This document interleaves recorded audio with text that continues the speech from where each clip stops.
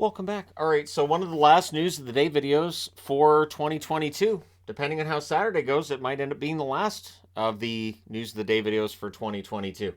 Starting off with the Carolina Hurricanes, who today are at home against the Florida Panthers, seeking a club record 10th straight victory. So currently sitting at 9-0-1 in their last 10. They're looking for that 10th straight win. They're going to be trying to do so against Florida. Florida, one of the few teams that has put a regulation loss on Carolina this year. And so if they reach that 10th straight victory, of course, there will be a video on the 10-game winning streak posted right after. Anytime a team hits a 10-game winning streak, the video has to happen and will. So yeah, good luck to them, and we'll see if Florida's able to stop that streak or not. Speaking of streaking as well, McDavid, with his 16-game point streak, he's one away from the longest point streak of his career, which is 17 games. So he'll be looking to extend that point streak tonight, and that's against the Seattle Kraken. So should be an interesting game tonight for the Oilers. We'll see how things go for them with Seattle. Always fun to see McDavid out there playing and, and succeeding as well. The 32 points in 16 games is impressive. So, yeah, there you go. Your streaking part of the video is done. Then we get to JT Miller. Now, I didn't talk about it in last night's recap. I'm going to be honest. I didn't think it was that big of a deal. So he's going behind the net. He wants Delia to get out. Delia's like, nope. And so he's yelling at his goaltender to get out of the net without using language that's quite as PG.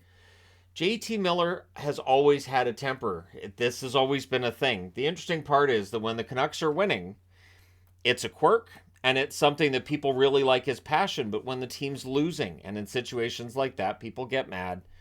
And so a lot of the fan base, it seems, wants him traded. I don't know that there's any value right now for JT Miller. The numbers are down. And overall, Miller's play hasn't been that good this year, so there really wouldn't be much of a market.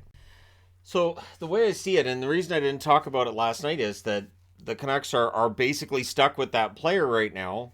He signed to a 7-year extension beyond this season, and that's it. Just it is what it is. So while there's a lot of talk about what happened last night, I think it's kind of blown out of proportion. I do know from all the years that I've followed hockey, and especially since the channel has blown up the way it has, fights happen a lot. They don't just happen. They just shouldn't happen on the ice like that. Arguments among players just normally aren't played out in public like that. But Miller doesn't hold back, and this isn't the first time that we've seen his temper on display. And when he's out there scoring 99 points, he's playing really well. Like I said, it's a quirk. But when he's not playing particularly well and the team's struggling, that's when it becomes a problem. So yeah, I don't think it's that big. I would think Miller probably apologized to Delia after the game.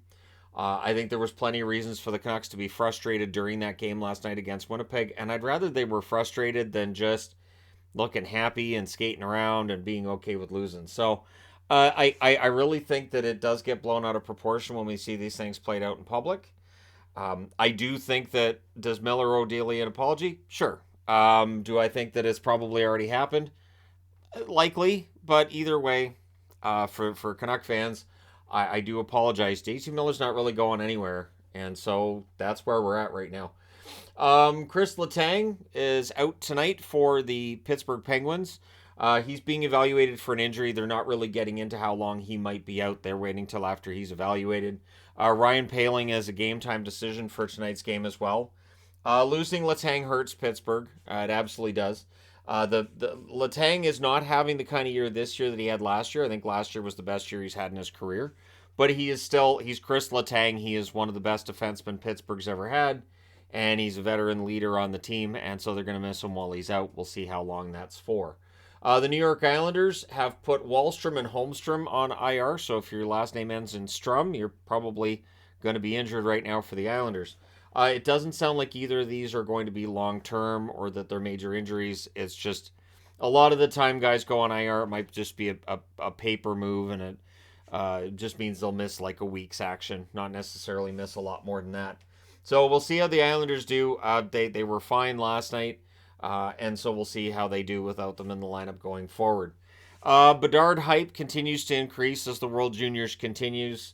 The reality is that Bedard's just a fantastic player. I think he's worthy of the hype. The thing is that, of course, we're seeing right now in the NHL the The Lafreniere situation with the New York Rangers, and he was talked about a lot and how great he was going to be. The hype was not as high for Lafreniere as it is for Bedard, but I do expect there to be some fans that say, well, we hype these guys up and then they turn out to be not very good, and they'll point towards Lafreniere, who's still only 21 years of age. So the idea that maybe Lafreniere will be on the move and the Ranger, I don't know where that's coming from. Because you move him now, you might be looking at a major mistake being made if you did so. So yeah, Bedard's hype has been crazy. I don't think it's going to change any team's plans necessarily. I think the teams that are going to tank have already started. There may be some teams that are late to the party when it comes to the tank, Vancouver maybe being one of them. But I think that Bedard's going to end up with one of those teams that's towards the bottom of the standings. It's very likely. And so we'll see if he ends up in Chicago, if he ends up in Columbus, if he ends up in Arizona, wherever he ends up, and then what we expect of him. And of course, the expectations will be high, and whether or not he can reach those expectations as a teenager becomes the question. But yeah, the hype has really gone up. It's just the fact that people are seeing him on a more global scale than you would when he's playing for Regina in the Western Hockey League. And of course, when you're playing at the World Juniors, you're generally playing against a really high caliber of opponent. And so it definitely gets a lot more eyeballs on it. I do think that at times there's too much stock put on what happens at a World Junior tournament, but not always. See, you can't be under my feet, sweetie, because if you're under my feet and I'm moving around while I'm doing the video, she's very... Oh, I know what it is. She's hyper because I gave her a little bit of my muffin. So anyways, yeah. So the Bedard, she's nudging at me because she wants more muffin, is my guess. Stop talking to the camera and get me more food. So yeah, we'll see what happens there.